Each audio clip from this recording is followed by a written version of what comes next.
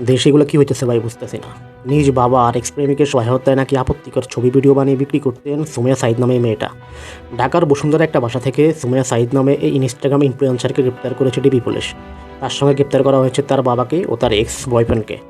Sumaiya Instagram টেলিগ্রামের মাধ্যমে আপত্তিকর ছবি ভিডিও তৈরি করে সেগুলো টাকার বিনিময়ে বিক্রি করতেন। এমনকি ৩,৫০০ টাকার লাইফ টাইম প্যাকেজ বিক্রির বিজ্ঞাপনও দেওয়া হয়েছিল জানিয়েছে ডিবি। গত ১১ আগস্ট রাতে বসুন্ধরা আবাসিক এলাকার একটি ফ্ল্যাট থেকে তাদেরকে গ্রেপ্তার করা হয়। এই সময় তার সাথে ছিল আইফোন 17 প্রো ম্যাক্স, একটি OnePlus ফোন। তবে অবাক হলাম, এত কিছুর সবই তার বাবা জানত। মেয়ের কর্মকাণ্ড সম্পর্কে জানার পরেও তিনি কখনো বাধা দেননি এবং এমনকি কর্মকাণ্ড থেকে পাওয়া টাকা তিনি নিজে নিতেন।